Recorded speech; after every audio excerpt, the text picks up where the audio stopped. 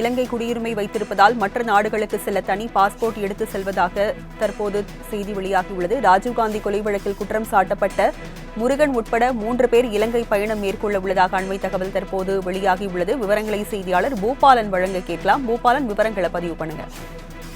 வணக்கம் ராஜலட்சுமி. முன்னாள் பிரதமர் ராஜீவ்காந்தி கொலை வழக்கில் 30 ஆண்டுகளாக சிறையில் இருந்த பேரறிவாளன் சாந்தன், முருகன், நளினி, ராபர்ட் பயஸ், ஜெயக்குமார், ரவிச்சந்திரன் ஆகிய 7 பேரும் கடந்த 2022ஆம் ஆண்டு உச்சநீதிமன்றம் சிறையில் இருந்து விடுவிக்கப்பட்டது. இதில் பேரறிவாளன், நளினி, ரவிச்சந்திரன் ஆகிய 3 இந்தியர்கள். நளினி கணவர் ஸ்ரீஹரன் என்ற முருகன், சாந்தன், ஜெயக்குமார், ராபர்ட் பயஸ் ஆகிய 4 பேரும் இலங்கையை சேர்ந்தவர்கள். பேரறிவாளன், நளினி, ரவிச்சந்திரன் ஆகிய 3 இந்தியர்கள் என்பதால் தத்தம் வீடுகளுக்கு சென்றார்கள். இலங்கையை சேர்ந்த முருகன், சாந்தன், ஜெயக்குமார், ராபர்ட் பயஸ் ஆகிய 4 பேரும் திருச்சியில் உள்ள சிறப்பு முகாமில் தங்களை வைக்கப்பட்டு இருந்தார்கள்.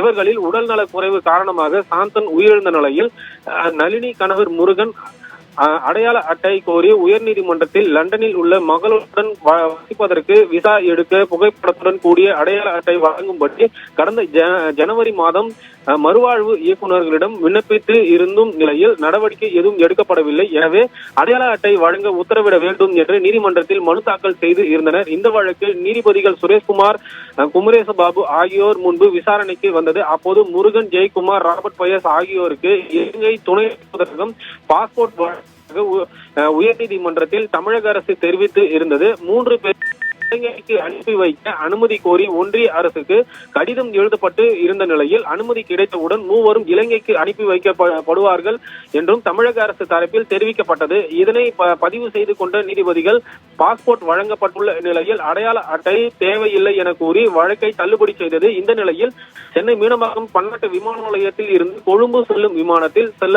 திருச்சியில் இருந்து பாதுகாப்புடன் அழைத்து வரப்பட்ட இவர்களுடன் சேர்ந்து அவரது தரப்பு வழக்கறிஞர் புகழேந்தியும் இலங்கைக்கு புறப்பட்டு சென்றார். முன்னதாக கணவர் முருகனை வழி அனுப்புவதற்காக நளினி மற்றும் அவரது உறவினர்கள் சென்னை விமான நிலையம் வந்திருந்ததும் குறிப்பிடத்தக்கது. இதனையடுத்து செய்தியாளர்களை சந்தித்த வழக்கறிஞர் புகழேந்தி ராஜீவ்காந்தி கொலை வழக்கில் குற்றம் சாட்டப்பட்ட கிட்டத்தட்ட 32 ஆண்டுகள் சிறையில் இருந்து வந்த முருகன், ஜெயக்குமார், ராபர்ட் பயஸ் ஆகிய 3 உச்சநீதிமன்றத்தால் விடுதலை செய்யப்பட்ட சிறப்பு முகாமில் அடைக்கப்பட்டிருந்த அவர் 12/11/2022 முதல் ஜெயக்குமார், ராபர்ட் பயஸ், சாந்தன் ஆகிய 4 பேரும் சிறப்பு முகாமில் இருந்தார்கள் என்றும் கடந்த சிறப்பு முகாமில் இருந்த சாந்தன் உடல்நலவு குறை காரணமாக உயிரிழந்திருந்தார் என்றும் தெரிவித்திருந்தார்.